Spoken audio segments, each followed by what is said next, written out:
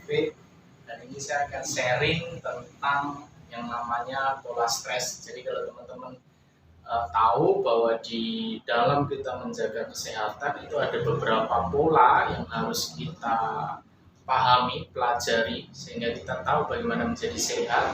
Yang pertama yaitu adalah tentang pola makan. Jadi bagaimana teman-teman makan, ya sedikit banyak kemarin saya ulas di beberapa video awal.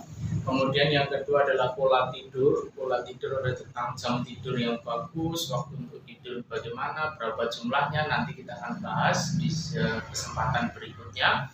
Berikutnya ada lagi yang namanya pola gerak atau olahraga. Jadi sedikit saya singgung juga di video sebelumnya tentang olahraga, di mana olahraga itu ada beberapa tipe olahraga.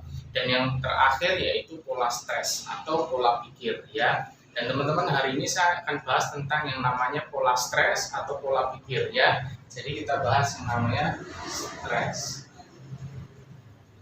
Kenapa stres? Karena begini teman-teman, memang kadang-kadang kita memang mengalami proses infeksi atau mengalami sakit tertentu, tetapi sebetulnya yang memperparah adalah tentang pikiran kita sendiri atau stresnya kita sendiri, sehingga penyakit tersebut akan sembuh lebih lama atau justru akan semakin parah. Jadi memang penting sekali untuk teman-teman bisa mengelola yang namanya stres, gitu ya. Nah, teman-teman, ternyata kata kuncinya adalah stres ini berawal dari kata emosi.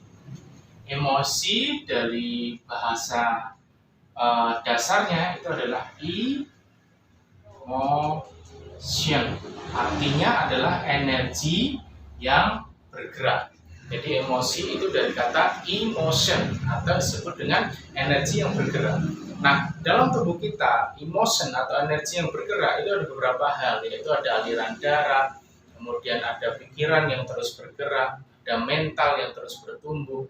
Tetapi yang paling utama, yang betul-betul menjadi tenaga utama kita adalah tentang nafas. Jadi emotion ini cenderung ke nafas. Jadi bagaimana teman-teman bernafas. Jadi emotion. Jadi itu energi yang betul-betul teman-teman bisa rasakan. Kalau teman-teman lihat orang yang melakukan yoga atau meditasi atau apa gitu, adalah berkaitan dengan mengatur nafas. Ternyata pergerakan pikiran kita itu sama dengan pergerakan nafas kita. Jadi bagaimana alur dari nafasmu atau pergerakan nafasmu itu sama dengan pergerakan pikiranmu. Jadi itu kata kuncinya. Jadi ini perlu teman-teman ketahui. Artinya apa? Sangat susah sekali untuk kita mengatur pikiran kita, karena setiap hari kita memasukkan beberapa hal-hal topik yang masuk ke pikiran kita yang cenderung biasanya topik tersebut adalah topik-topik yang membosankan, yang itu saja. Dan sedikit, menurut survei sedikit sekali yang positif, cenderung banyak yang negatif, yang toksik, yang ini dan sebagainya. Dan kita tidak bisa mengendalikan pikiran kita secara total, teman-teman, ya. Jadi kalau teman-teman ada berita bagus dan sebagainya, ada berita buruk seperti itu, pasti itu mengarah perubahan kesehatan kita. Ternyata satu hal yang bisa kita kontrol adalah nafas kita. Jadi teman-teman perlu teman-teman ketahui bahwa memang karena kita susah mengatur pikiran kita, maka lebih gampang untuk kita bisa mengatur yang namanya nafas kita. Dan ketika nafas kita teratur lebih baik, maka yang terjadi adalah hati kita akan lebih tenang, pikiran kita akan lebih tenang. Nah, itu kata kuncinya. Nafasnya nafas yang bagaimana? Nafas yang baik adalah dalam dan panjang. Jadi nafas yang baik adalah nafas yang dalam dan panjang. Jadi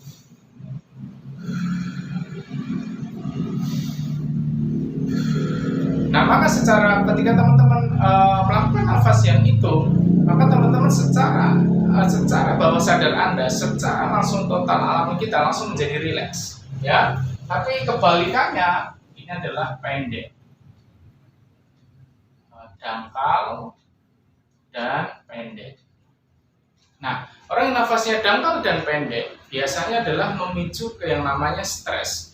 Kalau teman-teman tidak percaya, coba saja pada waktu jenengan tersulut emosi, marah, biasanya nafas kita cepat. Seperti itu. Dan cenderung nafasnya adalah pakai nafas hidung, bukan lewat mulut, dan kemudian pakai nafas dada. Sementara kalau relax, nafasnya adalah nafas perut. Nah, kita bagi ya, bagaimana mengontrol emosi melalui nafas.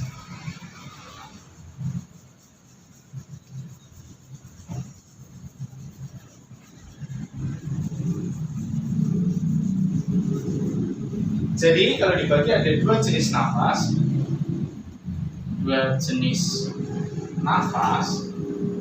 Satu yaitu namanya nafas dalam dan panjang. Dalam dan panjang. Kalau kita bernafas dalam dan panjang, yang terjadi reaksinya apa? Satu, sel-sel kita akan menjadi tumbuh dan berkembang. Jadi sel-sel kita akan di posisi mode tumbuh dan berkembang. Jadi ketika kita nafasnya bagus, sel-sel kita akan di mode yang tumbuh dan berkembang. Dalam dan panjang ini menggunakan nafas perut. Tubuh mensinyalir itu sebagai efek dari relax. Jadi ketika Anda relax, kemudian nafasnya panjang, dalam dan panjang, kemudian sel-sel kita tumbuh dan berkembang. Ya, ketika tumbuh dan berkembang, maka Anda akan menjadi orang yang jauh lebih sehat lagi. Tapi kebalikannya nomor 2, nafas cepat dan pendek. Satu, sel-sel kita pada mode